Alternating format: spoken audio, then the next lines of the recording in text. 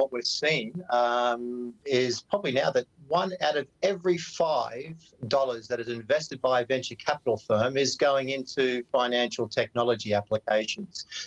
If we look at what's happening globally, in the first half of this year, the amount of investment into financial technology, or fintech as we call it, actually exceeded the entire amount that was invested in 2020. And that trend is also occurring in the UK, and in particular in London, where firms raised $5.5 billion worth of investment in the first half of this year. We've seen companies like Revolut, which is UK based now, reaching valuations of $33 billion, 24 billion sterling from a standing start of only a few years That's ago. impressive. Exactly. Okay, let's go to Sam Manning, founder and CEO of Hope Macy. Sam, what is Hope Macy and why did you found it?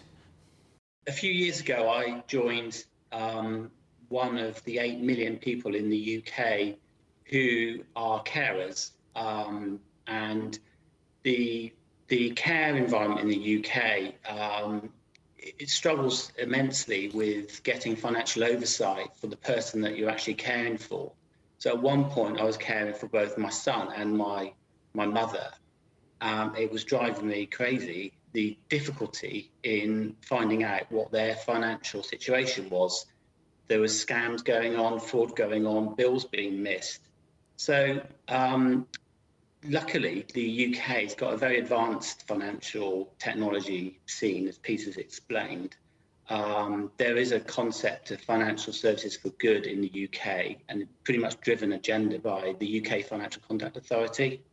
So what I did with a couple of friends who also had problems with family members who they had to look after financially was to reimagine how you would go about looking after someone financially, bearing in mind all the great technology and the investment that's available to UK firms. So 3 years ago, we set up our organisation. It's now a regulated business, and I'm able, with a click of a button, to see what the financial situation of my family are very quickly without them worrying about any interference from me. Do you think fintech is changing the economy for good? What's happened a lot in the UK is the fact is that the banks pretty much had a monopoly on financial services for a very long time, and open banking is in a way deregulated the sector, but in a secure way, which is backed up by the Financial Conduct Authority. So there's been a number of organisations that are looking at better ways of accessing your own money or spending in a different way. So with variety and competition, it has to be all good. So there are lots of new firms accessing, for example, banking for blind people, banking for deaf people, banking for people with autism. All these services are now emerging, and that has to be for the better. There is a degree of confusion here, certainly at the pace of change in financial technology, isn't it? Are there risks attached to moving ahead so fast and to give people like yourself control over other people's money? Yeah, I wouldn't say we control someone else's money. That's not the situation. We provide customers the ability to have oversight with someone else's money, but there's safeguards in place to prevent an abuse by a carer. So that was very much designed into the system from the beginning. But I think financial services are changing a lot. There are mobile phone companies that are looking to maybe convert an unpaid bill into a loan, or maybe allow customers to overpay their bill and then link a payment card to their phone account, and that could act as a payment card to buy goods and services. So there's all sorts of different things going on that's going to give people a variety of choice. And like a lot of things, when you have a lot of stuff going on in the economy, you just don't know where things are going to land. Exactly. Well, let me ask you, Peter, whether this is disrupting markets or the impact on the markets, and is it all these changes, do you think, ultimately good for consumers? I do think overall, these improvements, these enhancements and the innovation are going to improve the experience of the consumer, which the techies call the CX or the UX, which is the user experience or the customer experience.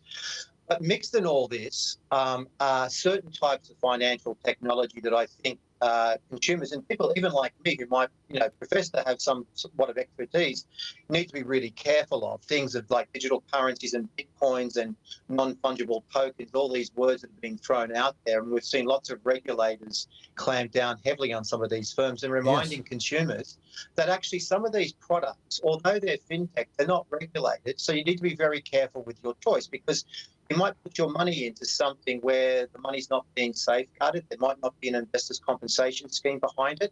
Sam, what do you think the future of financial services looks like? The future of financial services is incredibly exciting. As a technologist with real life experiences of why we're doing something, it's great. I think the future also requires a lot more work with the regulators. So the key thing is with innovation, especially when it's dealing with people's monies, to make sure that there's strong oversight from the regulator. Peter, how can fintech support a low carbon environment? One of the things that we're very conscious about, central banks and regulators, is ensuring financial stability, market integrity and consumer protection. The whole area of financial stability is actually a lockstep with a low carbon future. So central banks and regulators are now saying to the financial institutions, you have to be very careful about where you invest your money as well. Apparently 6.7 trillion worth of investment is needed every year in terms of infrastructure in developing nations. But what I also caution about is you'll see a lot of people doing what we call greenwashing, and they'll be trying to convince you to invest in financial technology businesses that are there for consumer good and for the climate. But when you pierce the veil, actually, there's very little green economy about that fintech. But these are things we need to look out for. You did ask about the future of fintech and what it's going to look like. I don't think we're ever going to see the banks completely disappear. But I wouldn't be surprised to see banks ending up just simply being custodians of our data and us getting our mortgages from one company, our investment advice from another company, our pension from another company. So banks will still be there because they're still very important. And until we don't have a central bank, which is highly unlikely, we'll always have banks. Peter Oakes and Sam Manning, thank you both very much for joining us on The Agenda. Thank you. Thank you very much, Stephen.